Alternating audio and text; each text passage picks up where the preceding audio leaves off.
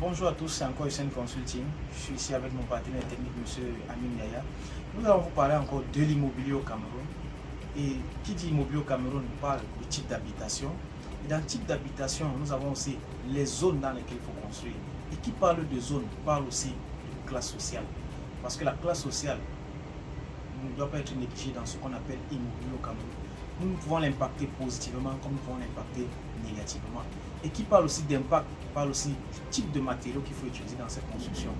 Et aujourd'hui, notre partenaire ici présent va essayer de donner le maximum de réponses possibles à ce que l'on entend par immobilier au Cameroun.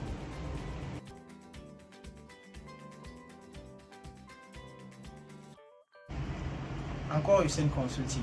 Aujourd'hui, comme je le disais tantôt en prélude, pour ce qui est des types d'habitation, Monsieur Amin Yaya, quels sont les types d'habitation qu'on a aujourd'hui au Cameroun et qu'est-ce qu'ils représentent dans l'échelle globale au Cameroun en termes de construction aujourd'hui?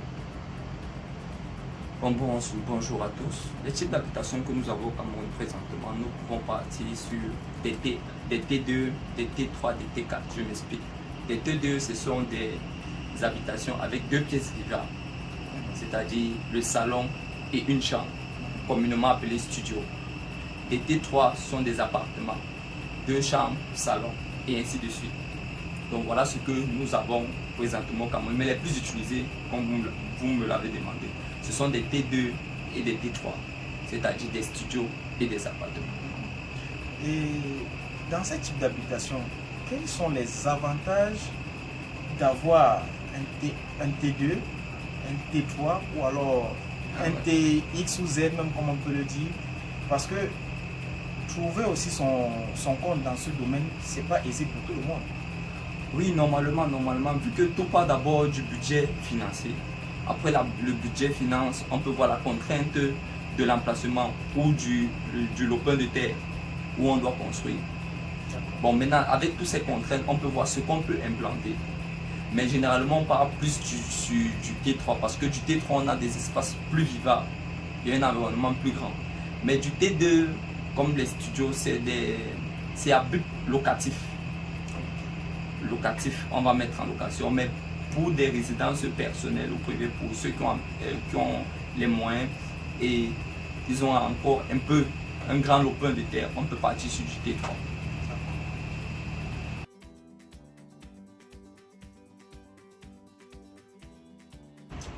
Monsieur Yaya, nous avons parlé des types d'habitation. Vous avez évoqué les types T1, T2, T3. Je présume qu'un T2, comme vous l'avez dit précédemment, deux pièces, l'équivalent d'un studio. Un T3, l'équivalent d'un appartement. Je crois que les autres sont dans des duplex ou alors des triplex. Mais pour ce type d'habitation, quel est le type d'investissement qu'il faut faire pour ceux qui veulent un investissement à but personnel et ceux qui veulent un investissement à but lucratif? Ok, monsieur, les types d'investissements à faire derrière ces types d'habitation sont simples. Puisque nous pouvons avoir des investissements personnels. Ça veut dire la personne a son argent, il veut construire pour lui-même, il veut rester chez lui. Mais il y a d'autres personnes qui veulent investir à but lucratif. Ça veut dire qu'il veut mettre un immeuble et derrière cet immeuble, il aura un retour sur investissement. Bien évidemment après une certaine période. Ok, en ce qui concerne un client qui veut être propriétaire, quels sont ses avantages d'avoir un truc personnel et en plus, dans quelle zone doit-il construire? Je prends peut-être un exemple, s'il est dans la ville de Douala, va-t-il bénéficier de construire peut-être dans une zone reculée dont je ne veux pas citer le nom et plutôt de construire dans le centre-ville? Quels sont ses avantages? Oui. Est-ce que financièrement c'est possible encore pour les gens aujourd'hui de construire au centre-ville que d'être plutôt dans la périphérie? Ok, pour répondre à cette question, c'est simple.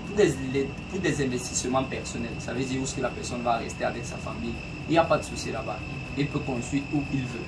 Parce que c'est lui, il n'y aura pas de contrainte. La contrainte, c'est lui qui va l'imposer en fait. Mais maintenant, pour des investissements à but lucratif, là-bas, ça devient compliqué. Pourquoi? Parce qu'en fonction de l'investissement qu'on doit faire, il faut aussi qu'on ait une bonne situation. Une bonne situation, qu'est-ce que je vais dire? Si on prend un R plus 4 peut-être qu'on va mettre à l'intérieur des appartements et qu'on va on va le placer en bourse. Vous voyez que là-bas, on va perdre en valeur et en taux. Bon, la bourse, c'est trop dit. C'est un peu trop dit, voilà. Et qu'on le met en fait de façon reculée, on le met dans un endroit reculé. Mais si on voit, on le met au centre-ville, à côté peut-être d'une voie de circulation principale ou d'un axe, voilà, on n'aura pas de problème de chercher parce que là, c'est ouvert. Donc, c'est un peu ça, ces différents investissements. Et maintenant, pour certains de nos cités ou de nos quartiers qui ont peut-être une forte croissance, on peut faire des T3 là-bas, des appartements. Et pour ceux qui ont une faible croissance, on peut aller sur des T2, les studios, parce que le coût de vie est faible et tout ce qui va avec.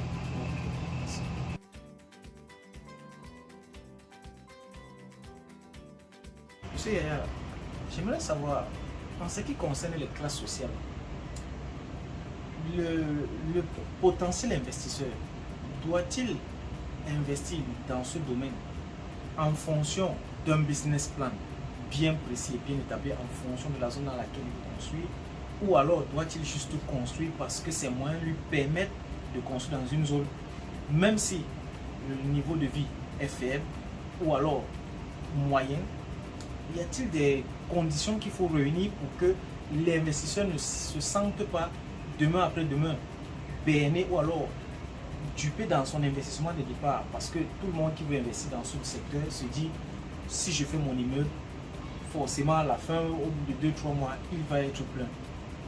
Qu'est-ce qu'il faut faire pour que ce genre de choses n'arrive pas?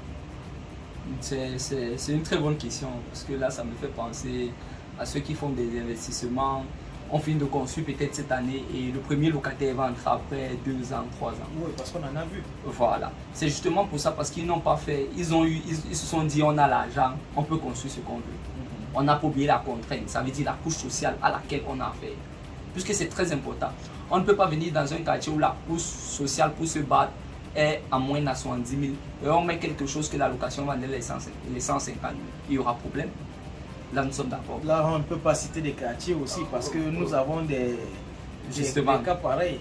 Voilà.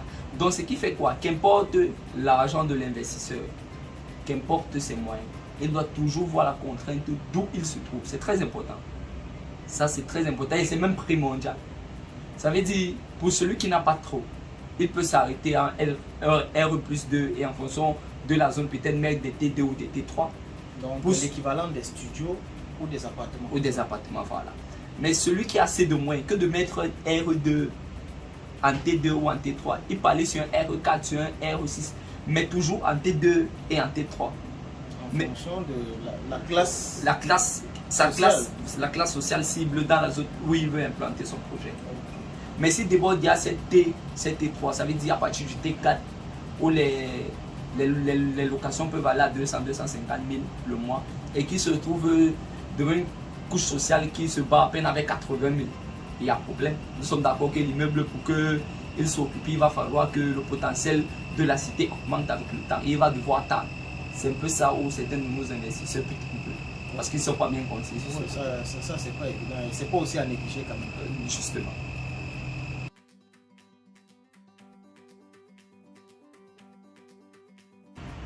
Comme vous le disiez tantôt, nous avons un souci, surtout qui nous revient constamment de la part des investisseurs, qui est de investir au centre-ville ou alors investir dans la périphérie.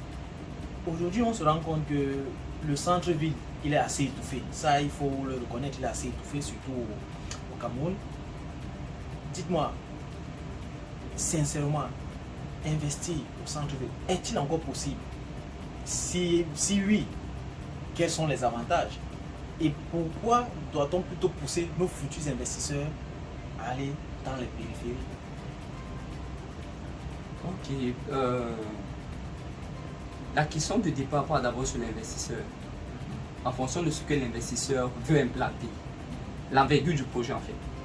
La question part de là. Si c'est un projet à très haute portée, il peut l'implanter au centre-ville. Et ça va aussi dépendre de ses moyens et de ses finances. Parce qu'au centre-ville, c'est comme vous l'avez souligné, il est saturé. Donc tout le monde, on va dire, tout le monde se presse pour avoir la part du gâteau. Parce que tout le monde veut implanter. C'est pour ça que de ce côté d'abord, pour nos investisseurs qui ne sont pas assez aisés ou qui n'ont pas assez de moyens, peuvent aller en périphérie. Ils n'auront pas trop ces contraintes de terrain et tout ce qui va avec. Oui, mais aujourd'hui aussi, en termes de périphérie, vous avez dit tantôt, la couche sociale, elle compte aussi. Non, la couche sociale, elle compte, ça c'est vrai, mais nous sommes devant une explosion démographique. On ne laisse pas plus de 3 ans ou plus de 4 ans un quartier pour qu'il soit plein et pour que la valeur ajoutée de ce quartier augmente. Il suffit juste quoi, la route passe. La première des choses, dès que la route passe, après on voit des investisseurs qui vont arriver. Et avant que la route passe, c'est qu'on a d'abord vu le potentiel de l'endroit, de la zone, avant d'implanter la route.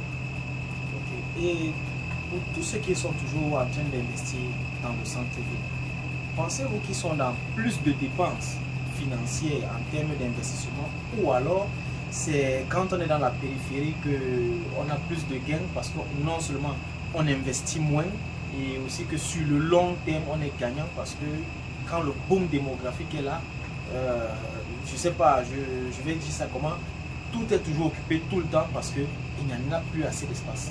Justement, mais le problème c'est que savoir si on va gagner ou on va perdre en périphérie ou au centre-ville, ça va dépendre d'abord du projet, des moyens à déployer sur le terrain. Ensuite, ce qui concerne l'acquisition du terrain, les moyens de construction et tout ce qui va avec. Donc, la dépense et les rentabilités, c'est en fonction du projet.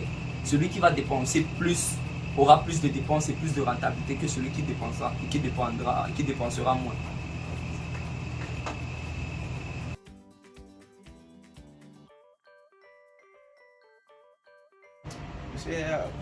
Nous avons parlé des différentes constructions et aussi des accessibilités en termes de zones périphériques et du centre-ville. Moi, j'aimerais juste savoir, et aussi pour nos futurs investisseurs, qu'en est-il des différentes techniques qu'on peut utiliser pour ces deux zones, que ce soit au centre-ville, que ce soit dans la périphérie? Bon, les différentes techniques à implémenter en fonction du projet sont vraiment complexes et variées. Parce qu'en fonction où nous nous trouvons, que ce soit au centre-ville ou en périphérie, il y a un sol particulier dont nous allons faire face. Et ce sol peut nous demander plus d'études et moins d'études. Après l'étude du sol, on aura le problème en approvisionnement en ce qui concerne le matériel, bien évidemment. Parce que pour un matériel industrialisé, on peut avoir la chance en étant au centre-ville qu'en périphérie. Or, pour un matériel de qualité vraiment adapté comme le sable. Du projet aussi, parce que même l'ampleur du projet compte aussi sur le type de matériel justement qu'on peut utiliser. Donc c'est par rapport à ce que le matériel se situe qu'il faut aller le chercher, que ça cause soit un avantage soit un inconvénient. Parce que plus il est proche c'est un avantage, plus il est loin c'est un inconvénient. Et aujourd'hui aussi, en termes de coût, est-ce que la périphérie peut avoir un avantage dans le sens où, je prends juste un exemple comme ça, quelqu'un est peut-être en train de lancer un projet sur un tube de R+8 sur une très grande surface, je ne vais pas donner un chiffre très cadré, et quelqu'un d'autre est en train de lancer un projet au centre-ville. C'est vrai, il y a l'animation qui nous entoure, la disponibilité et tout, mais qu'en est-il de la qualité et de la distribution qu'il va recevoir? Est-ce que celui qui est au centre-ville est quelqu'un qui est en train de poser un projet aussi grand, avec une telle envergure en périphérie, n'aura-t-il pas aussi les mêmes avantages, ou alors peut-être ne sera-t-il pas mieux servi que quelqu'un qui est au centre-ville? Bon, justement, on a déjà essayé d'éclaircir ce problème. Les matériaux ne viennent pas tous d'un même secteur.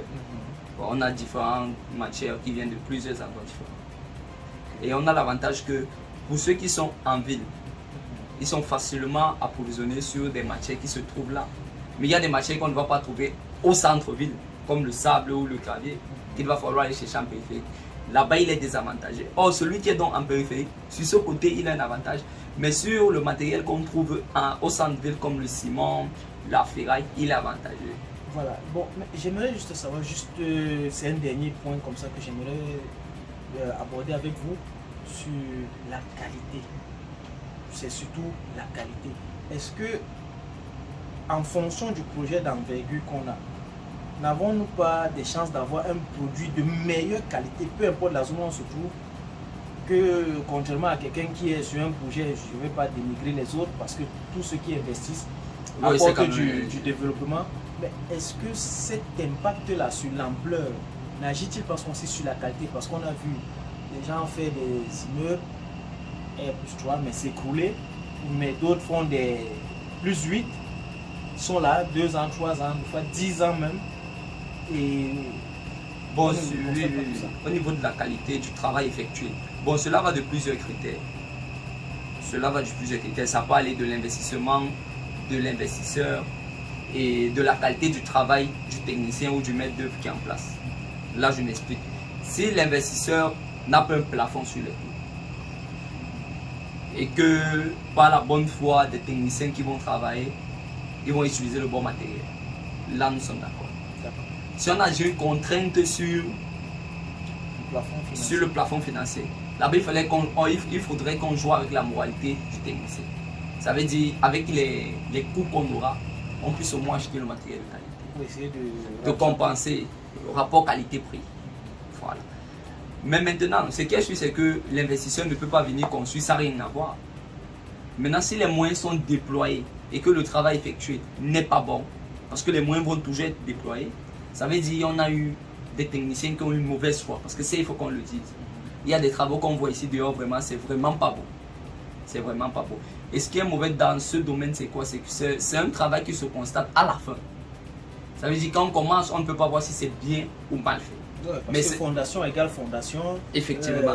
Les murs qui ont été levés, c'est toujours un mur qui a été levé. Deux fois, c'est des murs sont penchés. Okay. Et on se retrouve que c'est au crépissage qu'on a juste. On essaye d'arranger. Et tout ça, ça va se répercuter sur le travail final. Parce que si le crépissage, si le mur est tordu, que le crépissage est rattrapé, on aura un problème au niveau du carrelage. D'où vous allez peut-être voir des carreaux lâchés. Ou le technicien qui va vouloir économiser de la matière, le carreau va lâcher. Autant de choses. Mais au départ, l'investisseur a donné le devis qu'il fallait. Parce que c'est, il faut qu'on le dise. Les investisseurs donnent le devis. Parce que si le devis n'est pas bon, le travail ne peut pas être fait. Alors il va lever les mains, il va sortir le devis. Mais maintenant, la bonne foi du technicien, c'est lorsque ça entre en jeu pour que le travail soit de meilleure qualité.